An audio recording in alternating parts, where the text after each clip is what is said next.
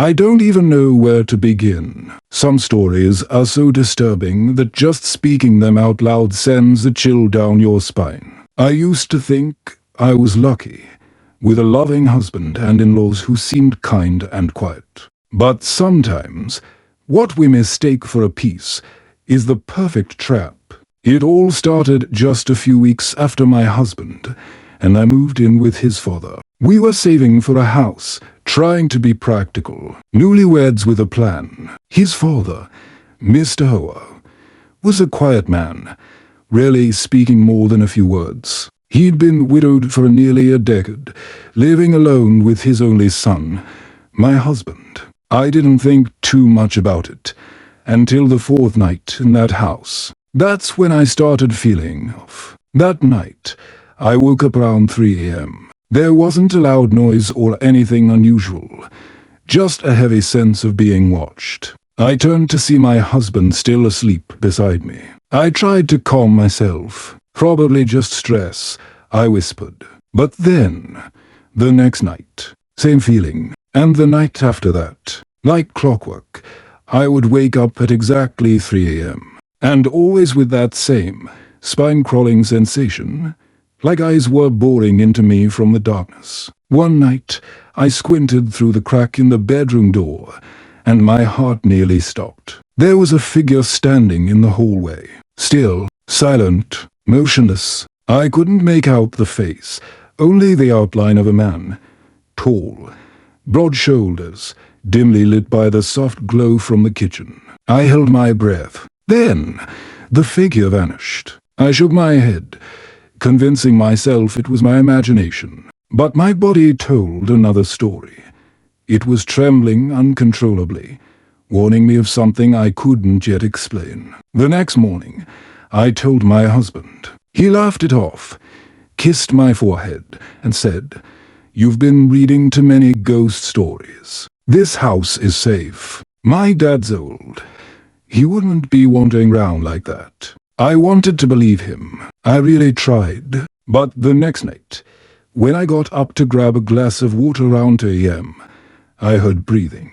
Not normal sleeping sounds. This was breath being held back, as if someone was hiding, just round the corner. I turned quickly. Nothing. I stepped back slowly. My pulse was hammering. And when I looked down the hallway, I was sure, absolutely sure, someone had just pulled back into the shadows. That morning, I made a decision I never thought I'd have to make. I secretly placed a small hidden camera in our bedroom. I know, it sounds invasive, even paranoid, but fear had replaced logic. I needed to know what was happening when I wasn't fully awake, when I was most vulnerable. The day dragged on slowly. I didn't say a word to my husband. I just waited for the night to come, hoping I was wrong. Then, I reviewed the footage. I've watched a lot of horror movies in my life. I used to laugh when the main character hid cameras in their home and discovered something horrifying. But now, I wasn't laughing. I wasn't watching anymore. I was living it. I replayed the footage over and over. The room was dimly lit by a single nightlight. My husband lay asleep on the left side of the bed. I was curled up on the right. Nothing happened for the first few hours. Then, at exactly 2:58 a.m. the door creaked open. And no sound, no warning, just darkness bleeding slowly into the room, like a shadow crawling forward. I felt every hair on my body stand up as a man entered silently, wearing a grey sweater, moving lightly like his feet weren't even touching the floor. I recognized the figure immediately. It was my father-in-law, without a doubt. He stepped closer to the bed. Then, he stopped, just stood there, staring at me. My skin crawled as I watched him lower his face closer to mine, so close I could see the rise and fall of his breathing, even through the grainy footage. I was sleeping, unaware that a man was hovering inches from my face. He raised his hand. It trembled in the air, reaching out, but then he hesitated, pulled it back, and just stood there, watching me, for 7 minutes. 7 minutes of pure, chilling silence. No movement, Just that stare. Finally, he backed away and left the room, closing the door softly behind him like nothing had happened. I sat frozen, watching the screen. My mind couldn't catch up. I couldn't cry. I couldn't scream. The only thought that echoed through my head was, how many times has he done this without me knowing? I immediately called my best friend, Lynn. She had worked at a counseling center before and dealt with cases of domestic abuse. I sent her the video. There was silence for 5 minutes. Then she called. Her voice was low. "Serious, dear, you need to get out of that house." Immediately, I was panicking. How? My husband doesn't believe me. This video, it's not enough. He'll say I faked it. Lynn paused, then asked, "Would you be willing to place more cameras? In the kitchen, the hallway, the living room?" I nodded, even though she couldn't see me. That night, I pretended to have a headache and went to bed early. I hid another small camera in a potted plant in the living room, pointed straight toward the hallway to my bedroom. Another one inside a kitchen cupboard. I began living like a spy in my own home, smiling during the day, trembling through the night, watching every movement through my phone. What I discovered next was worse than I imagined. My father-in-law wasn't just sneaking into my room. He would go to the living room round 1 a.m., sit in front of the turned-off TV, and whisper to himself in the dark, "You belong to me. She's not yours, you idiot son." He muttered, voice barely audible, but clear enough through the mic. I froze. One night, he opened the fridge, took out a small white towel, and held it like a baby, cradling it gently, whispering my name over and over again like a lullaby.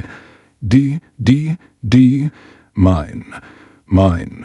I felt sick. I couldn't walk past him in the hallway without flinching. His eyes always squinted, his mouth curled like he knew a secret I didn't. And my husband still didn't believe me. The following days blurred into a sickening cycle.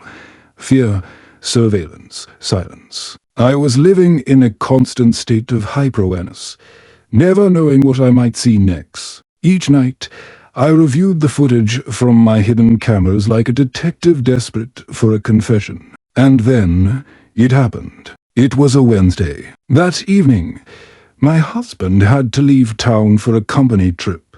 Just one night. "My dad's home. You'll be fine," he said, kissing my forehead. I smiled, stiff as a statue. Inside, I was screaming.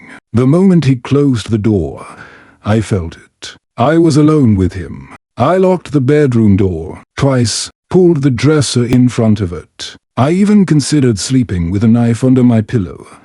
And maybe I should have. But instead, I did the only thing I could. I stayed awake. I sat on the edge of the bed, blanket pulled to my chest, phone in hand, watching the live camera feed from the hallway. Hours passed. Midnight. 1 o'clock a.m. Nothing. I started to believe. Maybe I was safe.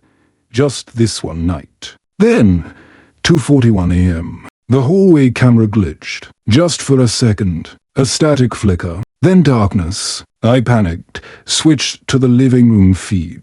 He was there, my father-in-law, standing, facing the hallway, still as stone. In his right hand was something long and silver. It caught the kitchen light. My heart dropped. A key, the spare bedroom key. I had forgotten. The locks were old. He had a duplicate. Of course he did. I watched in frozen horror as he began walking toward the bedroom, step by slow step. The hallway was narrow, his shadow stretching longer with each movement, like a monster growing in the dark. He reached the door, then silence. The doorknob turned. I held my breath. My heart was in my throat. I grabbed my phone and whispered, "Come on, come on," as I fumbled to call in. The door didn't budge. The dresser held firm, but the handle kept turning, again and again. Then he knocked, soft, gentle, like a father checking in on a sleeping daughter. "Dear, are you awake?" he whispered. I didn't answer. He paused. Then his voice dropped lower, almost guttural. I know you're in there. I saw the camera. You think you're smart. My blood froze. He knew about the cameras. I backed away from the door, phone trembling in my hands. Lynn picked up. Call the police, she said without waiting. Now. I switched calls, heart racing, breath shallow. But then bang, he slammed his body against the door. Once, twice, the dresser shook. Open this damn door, he roared. I screamed. I've seen how you look at me. Don't pretend you don't feel it too. My whole world spun. He wasn't just a predator. He had rewritten the story in his mind. Turned himself into the victim of a love he believed was mutual. I didn't wait. The moment the police picked up, I cried for help, begged them to come quickly, told them he was trying to break in. And as I did, he stopped. Silence, then footsteps, slow, retreating. By the time the police arrived, he was back in his room, sitting on the couch, sipping tea like nothing had happened. But they saw the dresser, the bruises on the door, the camera footage. They saw enough. He was arrested that night. The aftermath was worse than I imagined. My husband didn't speak to me for days. He couldn't believe it. Wouldn't. You're talking about my father, he said coldly. The man who raised me. I showed him the footage. He vomited in the bathroom and cried the rest of the night. We never moved back to that house. His father was charged with trespassing, attempted assault, and unlawful surveillance. The police found more. Hidden cameras in the guest bathroom, one in the laundry room. Things I hadn't even discovered yet. He was sicker than I knew, but I survived. Barely, and now I speak up. Because I know someone out there is being watched right now, too. By someone they were taught to trust. Someone who wears the mask of family and hides monsters behind their smiles. Please trust your instincts, lock your doors, and when something feels wrong, don't wait for it to escalate. Because monsters don't always live in the woods. Sometimes they sleep down the hallway. You'd think the story ends when the villain is gone, when they're taken away in handcuffs, when their secrets are exposed, when justice is served, or something like it. But no one tells you what it's like afterward. They don't tell you that even when he's behind bars, his voice still whispers in your ears at night. That even in a new home, with different walls and brighter lights, you still flinch when the floor creaks at 3 a.m. For weeks, I couldn't sleep. Not because I thought he'd come back, but because I knew what he did had already left a mark inside me that couldn't be erased. My husband tried. He really did. After the shock wore off, he apologized again and again. He cried harder than I did some nights. Told me he failed me. Told me he hated himself for not believing me sooner. I forgave him, but I never forgot. We moved into a new apartment.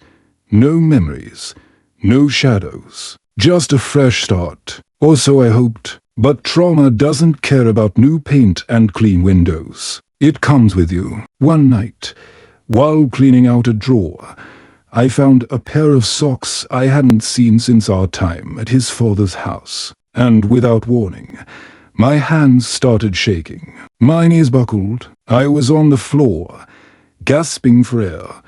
Back in that bedroom, back in the dark, back under his stare. That's when I realized I needed help.